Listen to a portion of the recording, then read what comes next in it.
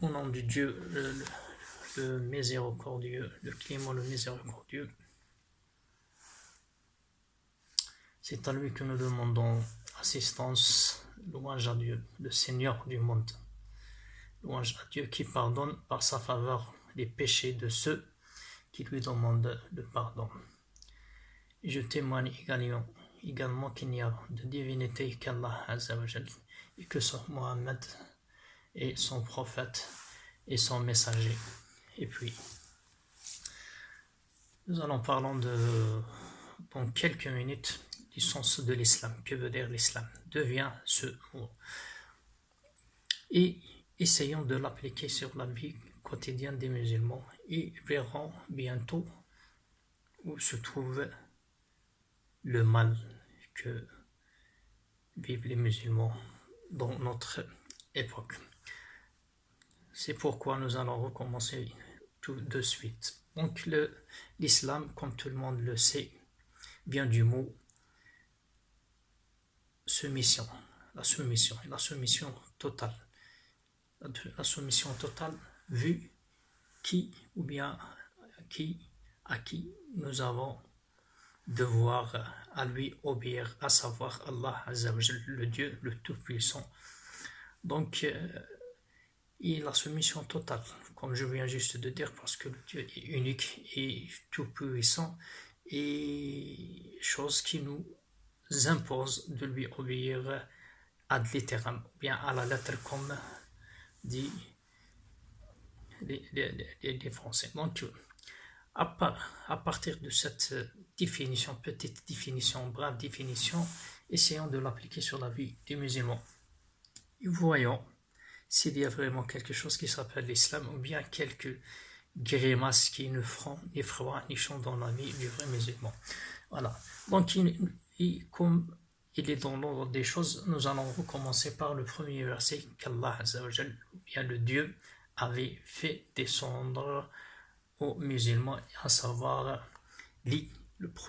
c'est le premier verset qu'Allah Azzawajal avait adressé à son messager Mohammed, que le salut soit sur lui, et après lui à nous étant ses successeurs. Donc Allah Azzawajal nous ordonne de lire, c'est de lire, de lire pour savoir l'adorer, pour l'adorer correctement, pour appliquer ses instructions comme bon lui semble. Donc, mais si l'on observe avec un œil de raison la situation des musulmans, nous allons aussitôt découvrir que ce verset est totalement omis ou bien dérogé dans la vie des musulmans. Les musulmans ne savent rien malheureusement. Ils ne construisent rien, ils ne fabriquent rien, ils ne possèdent rien, et tout ça faute du savoir. Le Dieu dans son Coran ordonne les musulmans de ne pas faire des alliés, des incroyants, des athées, alors que les musulmans de notre époque, malheureusement, leurs alliés sont presque tous des incroyants, des mécréants, et même s'ils prétendent avoir une religion quelconque, que ce soit la religion juive ou bien chrétienne ou bien ils ont des foi falsifiées. Et voilà pourquoi Allah Azzawajal, le Dieu, a changé ou bien transféré son message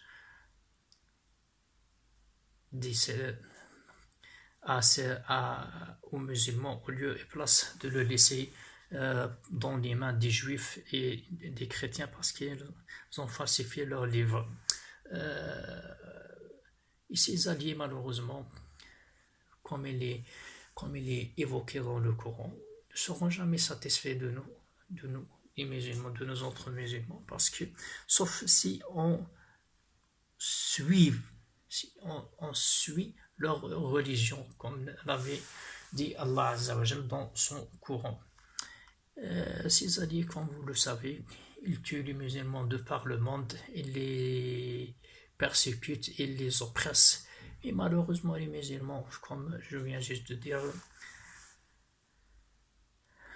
n'appliquent pas la religion comme il est de devoir.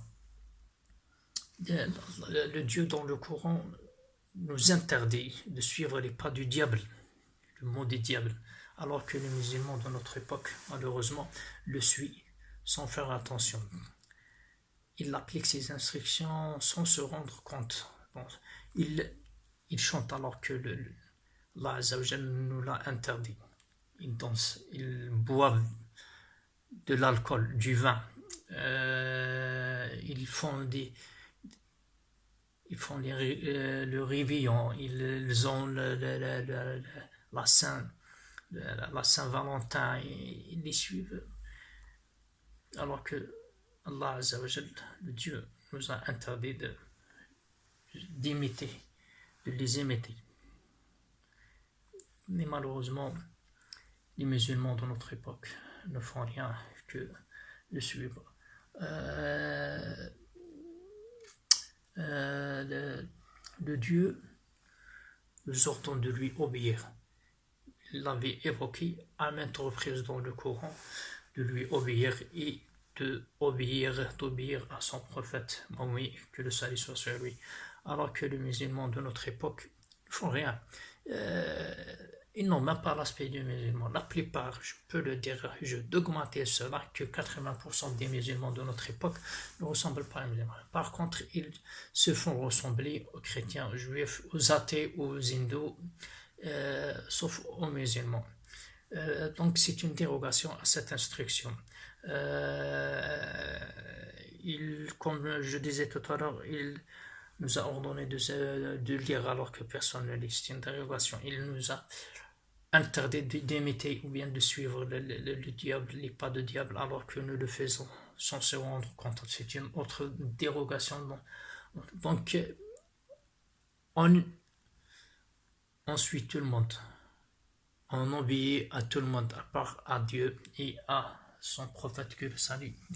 Le Dieu dans notre courant nous ordonne de préparer ce que nous pouvons de force pour nous défendre contre les incroyants, parce qu'ils n'accepteront pas l'adoration de Dieu. Donc ils vont nous harceler d'une façon ou d'une autre, alors que nous ne préparons aucune force. Les musulmans de notre époque, malheureusement, leurs sous-vêtements leur parviennent de l'étranger. Ils n'ont aucune honte, parce qu'ils ont dérogé à ce verset, qu'ils ne l'appliquent rien. Même s'ils sont en train de faire quelque chose, ils font les choses littéraires, ils ne feront ni froid ni chaud. À l'Arabie Saoudite, la plupart d'entre les gens qui prétendent le savoir ne savent que le hadith, le fiqh, la traduction du Coran et tout. Les choses, c'est juste, font partie de l'islam, de la religion, ils nous permettent de l'adorer. Cependant, c'est une partie. Ce n'est pas la totale partie de ce que le Dieu nous a ordonné. Celui qui voit, qui remarque, qui observe la vie des musulmans de notre époque, voit clairement qu'ils passent tout le temps à lire le Coran. Ils le lisent pour des raisons quelconques, parce que notre prophète, que le salut soit sur lui, nous a demandé de le faire. Il nous a appris dans son hadith que celui qui lit une lettre du Coran a 10 degrés.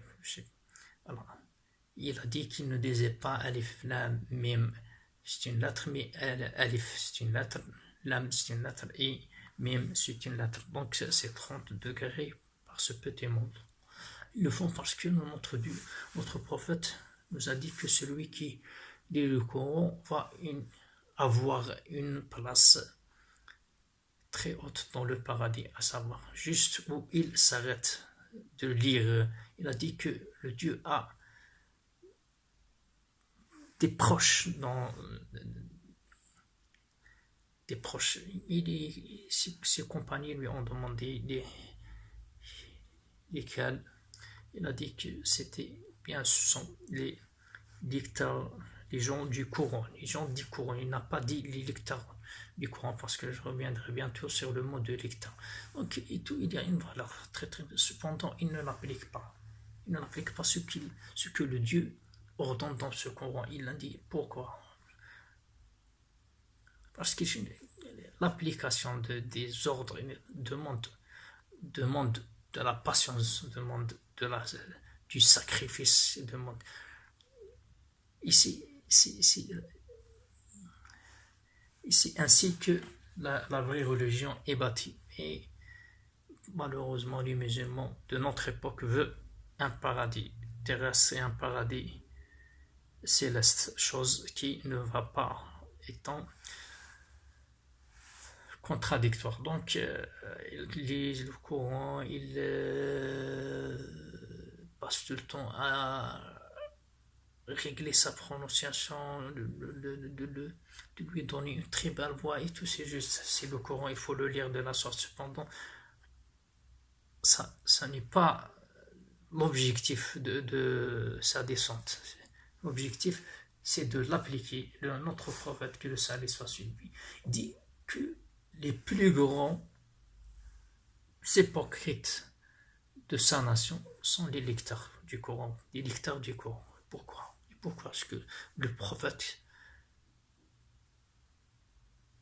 ici dit que les plus hypocrites, et tout simplement parce qu'il ne l'applique pas. Il passe tout le temps à le lire depuis le premier verset jusqu'au dernier, après avoir fini les 30 temps, il recommence encore une fois et ainsi de suite. Cependant, il ne l'applique de lui rien. Et comme je disais tout à l'heure, il n'a même pas l'aspect du musulman.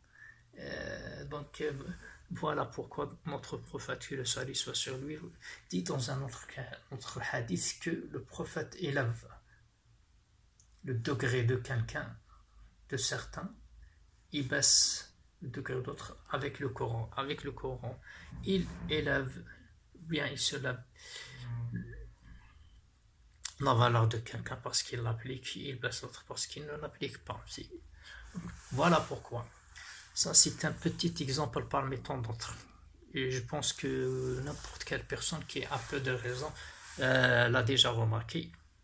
C'est pourquoi je m'adresse aux musulmans occidentaux, généralement aux occidentaux, et notamment aux Français qui comprennent ma langue, de faire quelque chose, parce que l'islam maintenant se plaint du musulman, se plaint, il est humilié, il est, je sais pas, j'espère que, et je m'adresse à vous autres occidentaux parce que c'est vous qui ont conquis l'espace, c'est vous qui ont fait les 2 guerres mondiales, qui construisent, qui ont fabriqué la bombe atomique, qui ont occupé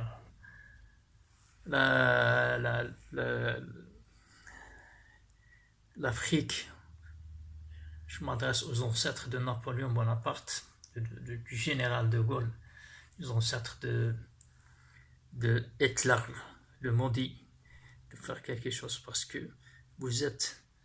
Je n'évoque pas ces personnages parce qu'ils sont des exemples pour moi, non, tout simplement parce qu'ils possédaient la force, chose importante dans notre religion, et c'est à travers cette force, il est notre prophète et ses successeurs après lui ont pu répandre l'islam de par le monde. J'espère enfin, pour ne pas vous absentir, que le message était bien transmis, et je prie le Dieu de nous remettre dans sa bonne voie avec sa clémence, et à bientôt, Inch'Allah.